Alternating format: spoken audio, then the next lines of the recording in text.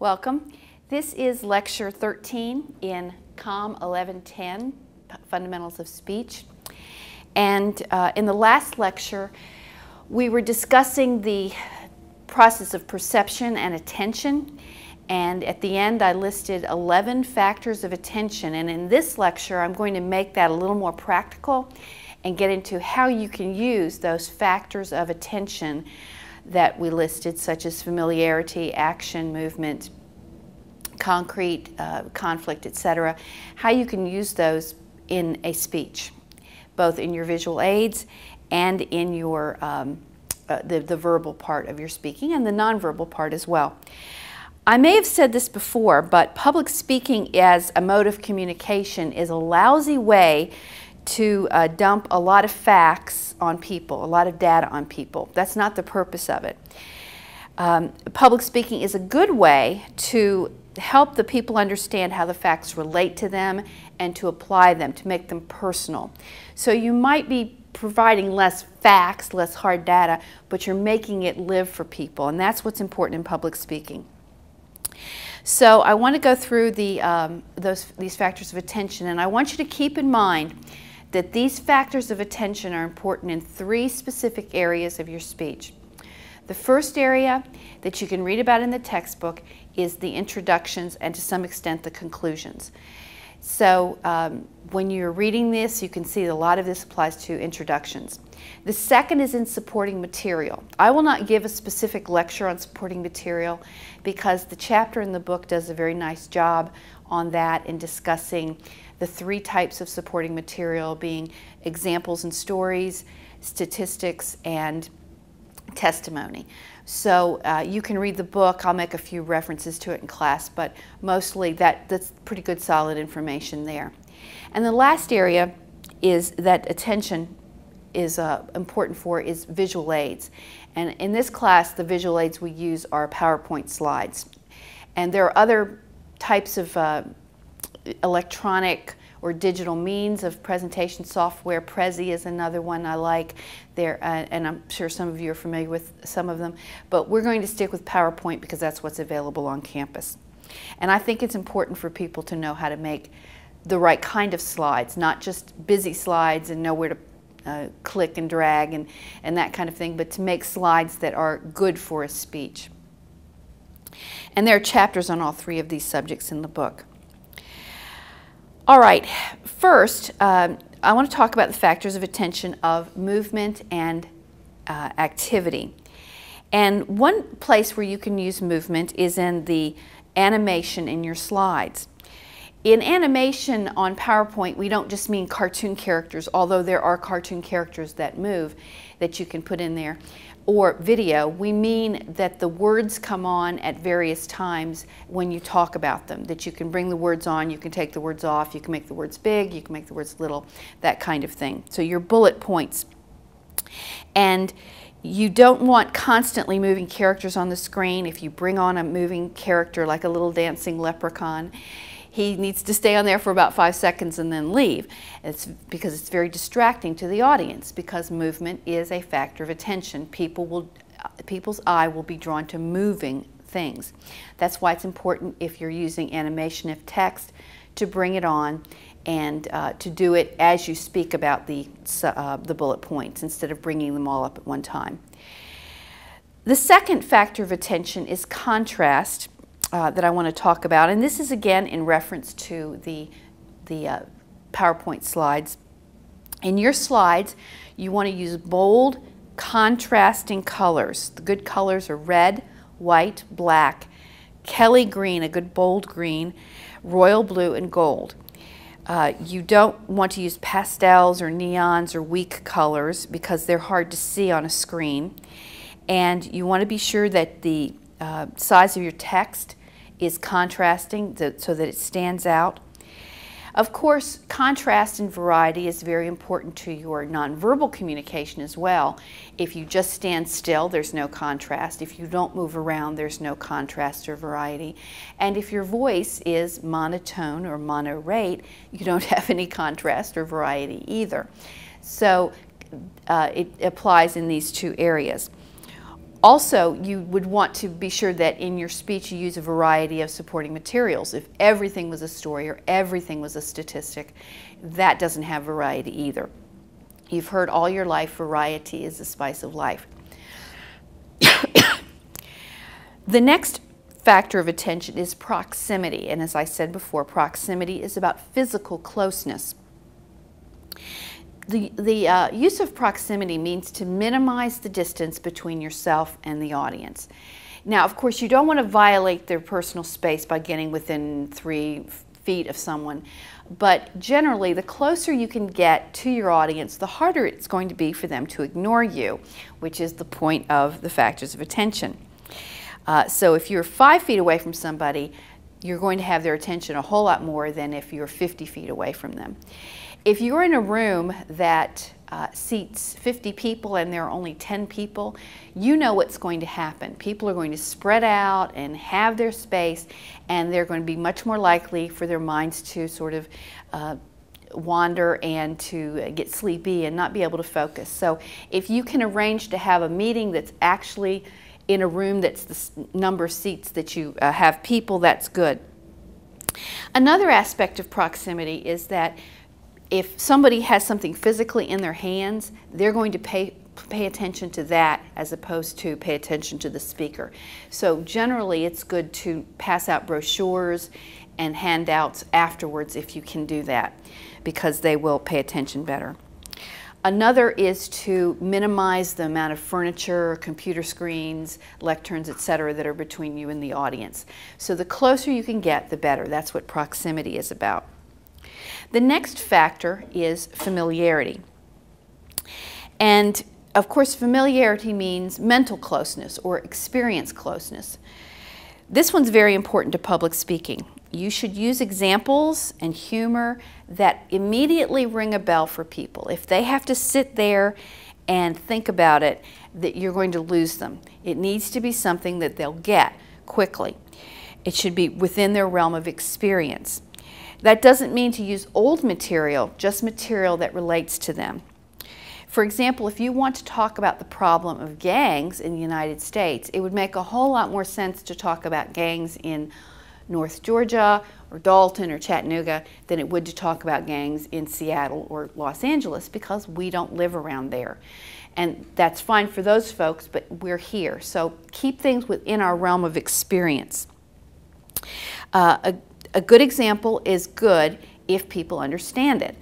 If I were to talk about fish out of water stories and use Don Quixote from the 1600s, most people would not be familiar with that. But if I were to use the Beverly Hillbillies, a lot more people would be familiar with that. So you want to use examples that people can relate to. The next one is novelty. Americans love novelty. We love new things. And the point I want to make here is that whatever your arguments are for a proposition or for your arguments and your information, they need to be new. They need to be information that your audience has not heard before, because they've already assimilated it. For example, you probably know someone who smokes, and they've been told, of course, that smoking is bad for them, but they haven't heard the information they need to change yet. So just telling them the same thing they've already heard isn't going to work. Also, be sure that you provide the source of your statistics. Everyone has heard that 1 out of 4 women has been sexually abused, but whether that's true or not, it may be worse, it may be not quite as bad, but nobody knows what the real numbers are, and nobody knows where that statistic actually comes from. So that would be adding new information that people would go, wow. So we respond to new information and fresh information. Of course, action and movement, I've already mentioned that in terms of the PowerPoint slides, but another place where you could use action and movement is by moving around physically. You could also use action and movement by telling stories that have action and movement. People respond to that.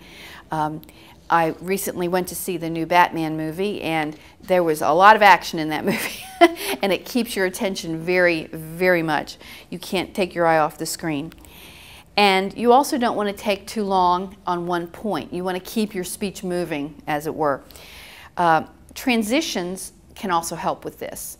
to give the sense of movement in a speech, of where it's going and signposting and that kind of thing. The next factor of attention you can use is repetition. Of course, you're using that through the transitions, through the previews and the summaries.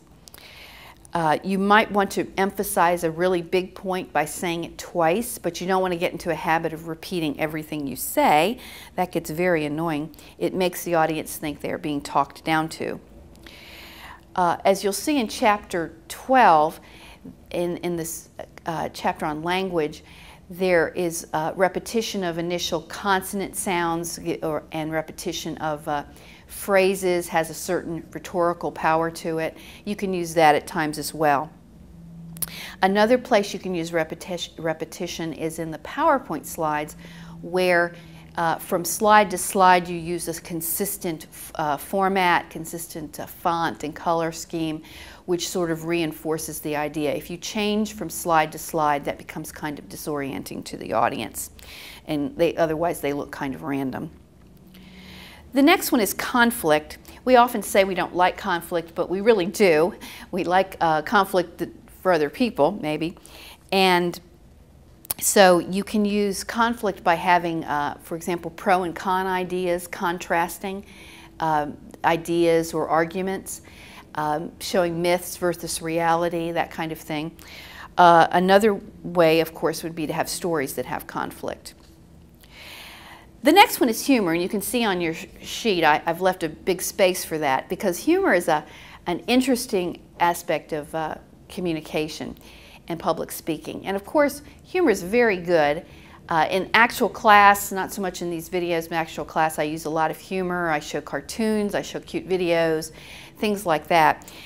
Because I'm not a joke teller. I know a few jokes, but you know, they don't really fit into the class. So I'm not a joke teller, but I like humor, and humor is very useful to a public speaker if used correctly and judiciously. You want to be, first of all, that it is appropriate for the group, and because sometimes you don't know who's in your audience fully, you want to be sure it's appropriate for all groups. There are so many ways that people can be offended by humor that even when it's well-intentioned, you want to test it so that other people actually find it funny. We've all had the experience of thinking something was hilarious and other people just looked at us and did not find the humor in it. So you want to be sure that other people think that your use of humor is funny. It may be that the joke is funny to some people who get the references. I think a good example of this would be redneck jokes that Jeff Foxworthy tells. You know, we understand them, we laugh at them because of where we live, but in other parts of the country they don't really quite understand what a redneck is. So when you are going to tell a joke, and be sure to tell a joke, never read a joke, that's definitely something you don't want to do.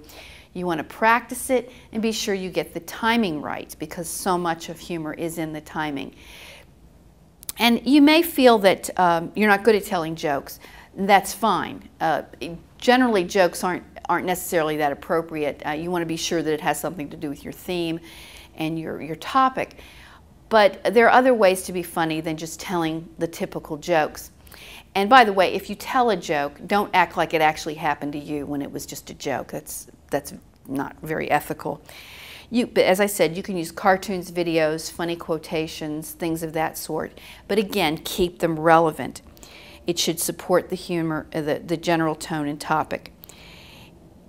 Even if humor will get the attention on you, the audience may be wondering, what did that have to do with anything? So humor's great, it's very useful, but be sure it's relevant and helpful to you.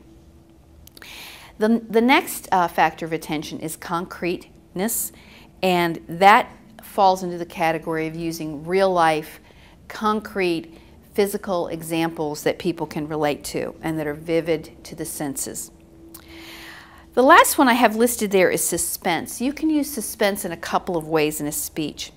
I remember when I was younger, there was a fellow on the radio, some of you may remember him, called Paul Harvey. And Paul Harvey he had a radio program for about half an hour, and he did the news and some other things. And he would come on and he'd start to tell a story, and then he'd say later the rest of the story, and that's what he was known for. And then he would have commercials and some other things and come back and tell you the rest of the story, and there'd always be a twist or a surprise in it.